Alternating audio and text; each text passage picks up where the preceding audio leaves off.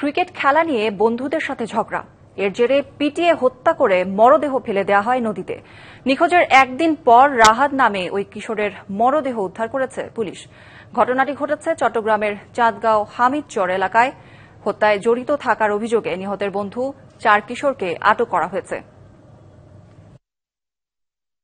বাবা মায়ের স্বপ্ন ছিল একদিন বড় ক্রিকেটার হবে রাহাত, তাই জেলা ক্রীড়া সংস্থার ক্রিকেট একাডেমিতে ভর্তি করিয়ে দেওয়া হয় তাকে। চাঁদগাঁও সানোয়ার স্কুলের 7ম শ্রেণীর শিক্ষার্থী ছিল রাহাত। মঙ্গলবার স্কুল থেকে বাসায় ফিরে না আসলে পরিবারের সদস্যরা থানায় জিডি করেন। ক্রিকেট খেলা নিয়ে গত 2 মাস আগে তার সহপাঠী ওয়াহিদের সাথে ঝগড়া হয়। এর জেরে খেলার প্রলোভন দেখিয়ে হামিদচর নির্জন এলাকায় নিয়ে গিয়ে তাকে হত্যা করে। হত্যাকাণ্ডের বিচার দাবি করেছেন পরিবারের সদস্যরা।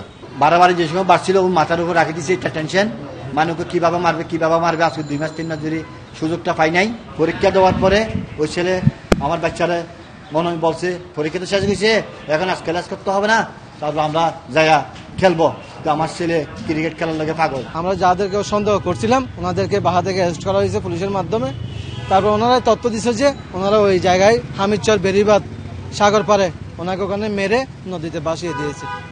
ঘটনার সাথে জড়িত থাকার অভিযোগে 4 জনকে আটক করেছে পুলিশ। তাদের জিজ্ঞাসাবাদ করা হচ্ছে।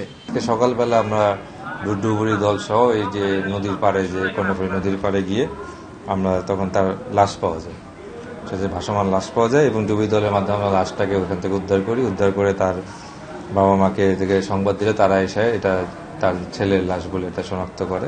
সামাজিক মূল্যবোধের অভাবে কিশোররা জড়িয়ে পড়ছে নানা সন্ত্রাসী কর্মকাণ্ডে, তাই অভিভাবকদের আরো সচেতন হওয়ার পরামর্শ পুলিশের।